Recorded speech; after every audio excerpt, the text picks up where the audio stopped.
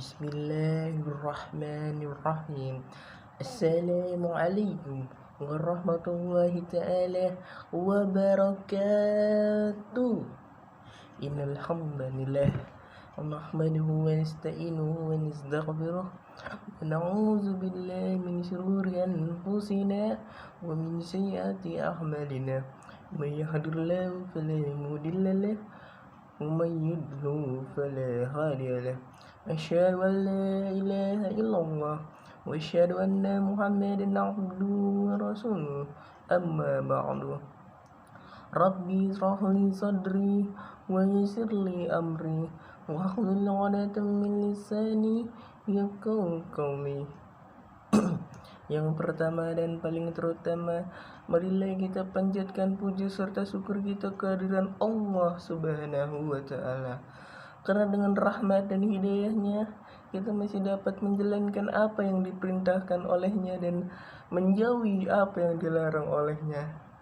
Salawat serta salam tak lupa kita curahkan, kita sanjungkan kepada junjungan kita, suri tauladan kita, Nabi Agung, Nabi besar Muhammad Sallallahu Alaihi Wasallam, yang telah membawa kita dari zaman onta ke zaman Toyota, atau dari zaman kebodohan, atau dari zaman kegelapan sampai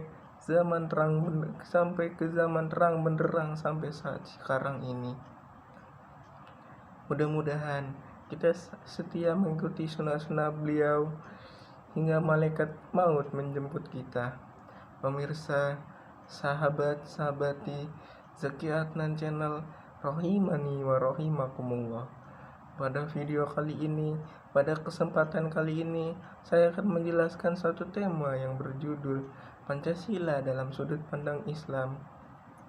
Pancasila berasal dari bahasa Sanskerta, yaitu panca yang berarti 5 dan sila yang berarti dasar, atau menurut istilah dasar yang memiliki suatu unsur. Pancasila adalah ideologi negara, falsafah negara, pandangan hidup dalam berbangsa dan bernegara. Pada sila pertama yang berbunyi ketuhanan yang Maha Esa, kita sebagai warga negara dianjurkan untuk bertuhan, sebagaimana Islam mengajarkan bahwa Tuhan itu Esa. Esa yang berarti satu, atau biasa disebut tauhid. Tauhid adalah mengesahkan Allah atau mempercayai bahwa Allah itu satu, sebagaimana firman Allah Subhanahu wa ta'ala dalam surat Al-Ikhlas ayat 1 sampai dengan 4 yang berbunyi, A'udzubillahi minasyaitonirrajim. Bismillahirrahmanirrahim. Qul huwallahu ahad, Allahus samad, lam yalid wa lam yulad wa lam yakul lahu kufuwan ahad. Katakanlah, Muhammad, dialah Allah yang Maha Esa. Allah tempat meminta segala sesuatu. Allah tidak beranak dan tidak pula diperanakan, dan tidak ada sesuatu pun yang setara dengan Dia. Menurut tafsir Ibnu Katsir mengatakan, pada saat itu kaum Yahudi mengatakan, kami menyembah Hasrah, putra Allah. Pada saat itu kaum Al-Masih mengatakan, kami menyembah Al-Masih, anak Allah. Pada saat itu kaum Majusi mengatakan, kami menyembah matahari, bulan, dan api. Pada saat itu kaum musyrik mengatakan, kami menyembah berhala. Jadi Allah menurunkan surat Al-Ikhlas ayat 1 sampai dengan 4. Berikutnya sila kedua yang berbunyi kemanusiaan yang adil dan beradab. Sila kemanusiaan yang adil dan beradab ini mengajarkan bahwa manusia adalah makhluk yang universal. Kita sebagai manusia dituntut untuk bersaudara. Karena kita adalah makhluk sosial, harus berinteraksi, harus bersosialisasi sesuai dengan nilai-nilai kemanusiaan, keadilan, dan keberadaban. Sila kemanusiaan, keadilan, dan kemanusiaan yang adil dan beradab ini adalah kesadaran sikap dan kesadaran manusia berdasarkan akal budi dan hati nurani, yaitu memiliki akhlakul karimah, sebagaimana firman Allah dalam surat An-Nahl ayat 90 yang berbunyi, A'udzubillahi minasyaitonirrajim. Bismillahirrahmanirrahim. Innallaha ya'muru bil adli wal ihsan wa ita'i dzil qurba wa yanha 'anil fahsya'i wal munkari wal baghi ya'idukum la'allakum tadhakkarun. Sesungguhnya Allah menyuruh kamu berlaku adil dan berbuat kebajikan, memberikan bantuan kepada kerabat dekat, dan Dia melarang melakukan perbuatan keji, kemungkaran, dan permusuhan. Dia memberi pengajaran kepadamu agar kamu dapat mengambil pelajaran. Menurut tafsir Ibnu Katsir mengatakan bahwa Allah memerintahkan kepada kita untuk berlaku adil, dan Allah menganjurkan kita untuk melakukan kebaikan. Kemanusiaan yang adil dan beradab ini juga mengajarkan bahwa sebagian dari kebangsaan adalah kemanusiaan. Kemanusiaan yang adil dan beradab ini juga mengajarkan kepada kita untuk menghargai nilai-nilai kemanusiaan tanpa memandang ras, suku, dan budaya. Kemanusiaan yang adil dan beradab ini mengajarkan kepada kita untuk berperi kemanusiaan, berperi keadilan, dan berperi keadaban.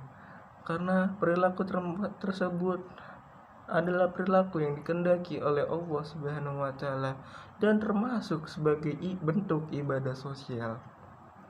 Pada sila ketiga yang berbunyi Persatuan Indonesia,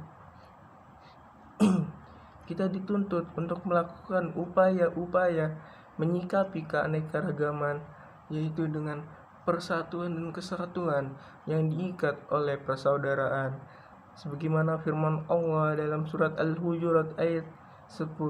A'udzubillahi minasyaitonirrajim. Bismillahirrahmanirrahim. Innamal mu'minuna ikhwatan wa aslihu baina akhawaykum wattaqullaha la'allakum turhamun. Sesungguhnya orang-orang mukmin itu bersaudara, karena itu damaikanlah antara kedua saudara kamu yang berselisih, dan bertakwalah kepada Allah agar kamu mendapatkan rahmat. Pada sila keempat yang berbunyi kerakyatan yang dipimpin oleh hikmat kebijaksanaan dalam permusyawaratan perwakilan, sebagaimana firman Allah dalam surat Al-Imran ayat 159 yang berbunyi, A'udzubillahi minasyaitonirrajim. Bismillahirrahmanirrahim.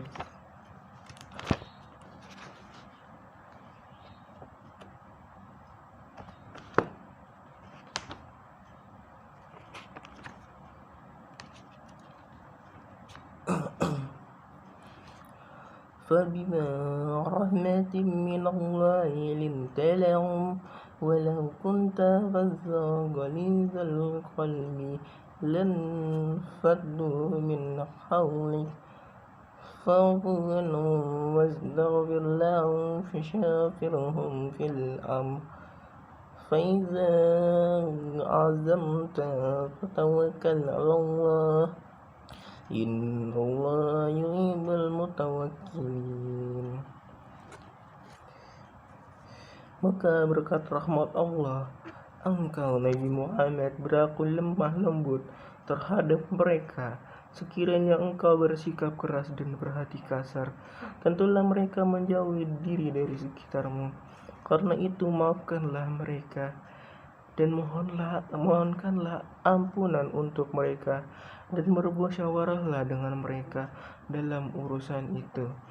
Kemudian apabila engkau telah membulatkan tekad, maka bertakwalah kepada Allah.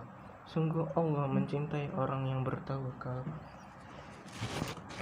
Pada ayat ini menegaskan bahwa Rasulullah melakukan musyawarah kepada para sahabatnya ketika sedang dalam keadaan suatu masalah. Maka para sahabat pun senang, para sahabat pun lega. Jadi ini juga merupakan nilai moral yang diajarkan oleh agama Islam. Yang berikutnya yaitu sila kelima yang berbunyi keadilan sosial bagi seluruh rakyat Indonesia sesuai firman Allah dalam surat An-Nahl ayat 71 yang berbunyi A'udzubillahi minasyaitonirrajim. Bismillahirrahmanirrahim.